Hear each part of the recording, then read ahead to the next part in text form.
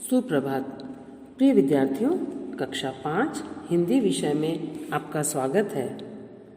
बेटा, हमने हमारी पाठ्य पुस्तक मेधा के पाठ 2 मिट्ठू के प्रश्नोत्तर करने के बाद भाषा की दुनिया में श्रुतलेख और संज्ञा के भेद, ये वाला प्रश्न हमने कर लिया है। अब प्रश्न 3 पर हम आते हैं।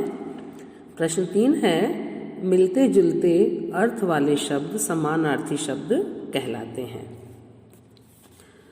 और बेटा, इन समानार्थी शब्द को हम पर्यायवाची भी कहते हैं। इन शब्दों के 3-3 समानार्थी शब्द बॉक्स में से चुनकर लिखिए। ये बॉक्स में जो शब्द दे रखे हैं ना, इनमें से हमको नीचे वाले शब्दों के आगे लिखना है। घर के लिए 3 शब्द हमें ऊपर वाले बॉक्स से चाहिए। सबसे पहले आएगा गृह, फिर भवन और आलय। गृह, भवन, आलय। अब ख वाला है माँ। माँ के लिए 3 शब्द हमें चाहिए, अम्मा, माता और जननी। माँ के लिए 3 शब्द हैं हमारे पास, अम्मा, माता और जननी। ग शब्द है कपड़ा। कपड़ा के लिए 3 शब्द हैं, वसन, पट और वस्त्र। ऊपर वाले बॉक्स से हमने 3 शब्द लिए कपड़ा के लिए, वसन, पट और वस्त्र। घ है नेत्र। नेत्र के लिए 3 शब्द हैं, आँख, नयन और लोचन। आँख, नयन, लोचन तीनों शब्द नेत्र के लिए हैं। अब है बेटा प्रश्न 4। जब एक हो तो एक वचन होता है, माने सिंगुलर, और जब अनेक हो तो बहुवचन होता है, माने प्लूरल। एक वचन और बहुवचन के 2 भेद हैं। कितने भेद हैं वचन के?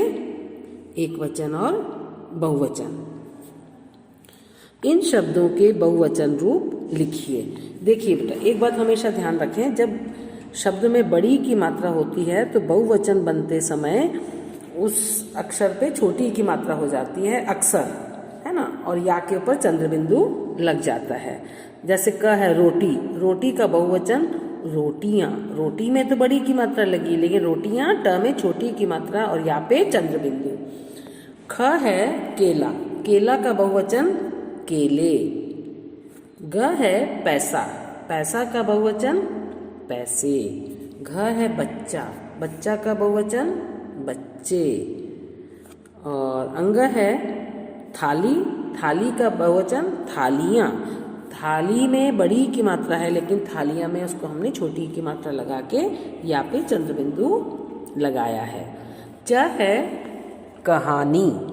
कहानी में बड़ी की मात्रा लगी, लेकिन बहुवचन बनाते समय हमने इसमें न में छोटी की मात्रा लगा दी और या पे चंद्र बिंदु। कहानियां।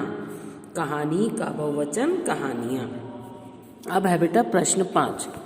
जिस प्रकार दुख शब्द में हमने ई प्रत्यय जोड़ दिया है ना, इसके मिलने से दुख का क्या बन गया? दुखी। उसी प्रकार हम आगे के मेलों को बना करके शब्दों को नया बनाएंगे। खुश में हमने ई प्रत्यय लगा दिया तो क्या बन गया? खुशी। और ख में बेहोश में हमने ई जोड़ दिया तो क्या बन गया? बेहोशी। और ग में उदास। उदास में हमने क्या जोड़ा? ई, तो क्या बन गया? उदासी। और दोस्त शब्द में हमने ई जोड़ दिया तो क्या बन गया बेटा? दोस्ती। नया शब्द बन जाता है उपसर्ग और प्रत्यय जोड़ने पर मूल शब्द में। अब प्रश्न है 6। प्रश्न 6, इन शब्दों से वाक्य बनाइए। बेटा, वाक्य हम आपकी हेल्प के लिए बता रहे हैं, लेकिन आपको अपने वाक्य बनाने हैं ना। पंजा। पंजा शब्द से बहुत सारे वाक्य बन जाते हैं, लेकिन हम आपको हेल्प के लिए दे रहे हैं। चीते ने गोपाल को पंजा मारा। शेर ने हिरण को पंजा मारा। जो भी आपको लगता है आप लिख सकते हैं। दूसरा शब्द है मालिक। सर्कस कंपनी का मालिक दयालु था। सबका मालिक ईश्वर है, ये भी हम बना सकते हैं। ग शब्द है शहर। लखनऊ शहर में एक सर्कस कंपनी आई थी। मेरा शहर बहुत अच्छा है, हम ये भी बना सकते हैं। अब घ शब्द है पिंजरा। चीता पिंजरे में था। शेर का पिंजरा बहुत बड़ा है। और उसके बाद है अंग। अंग शब्द है बेहोशी। थोड़ी देर में मिट्ठू की बेहोशी ठीक हो गई। वह लड़का बेहोशी की हालत में है, हम ये भी बना सकते हैं।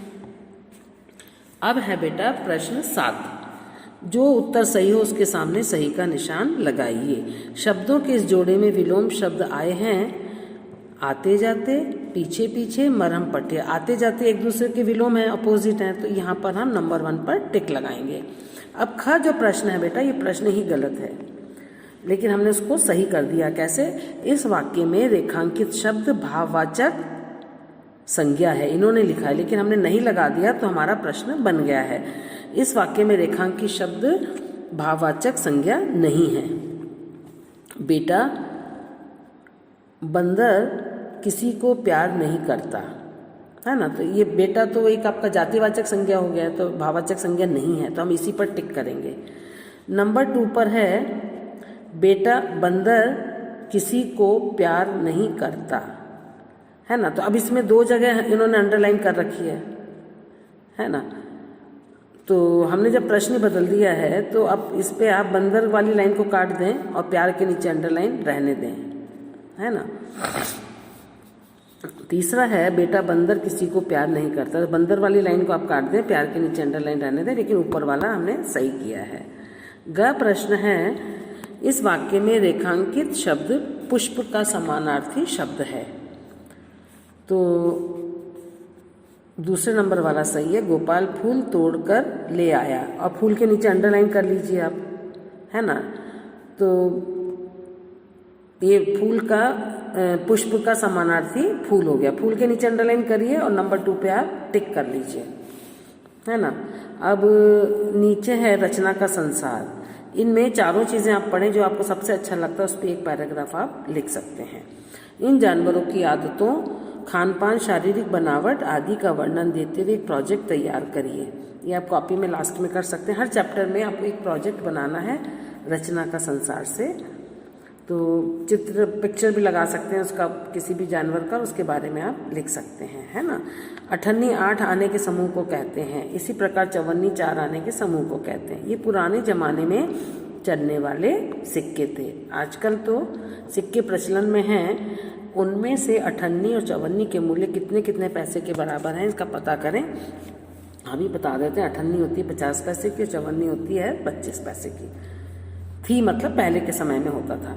जानवरों का इलाज किस अस्पताल में होता है, उनके डॉक्टर को क्या कहा जाता है बताइए, ये भी आप सर्च करके आप लिख सकते हैं।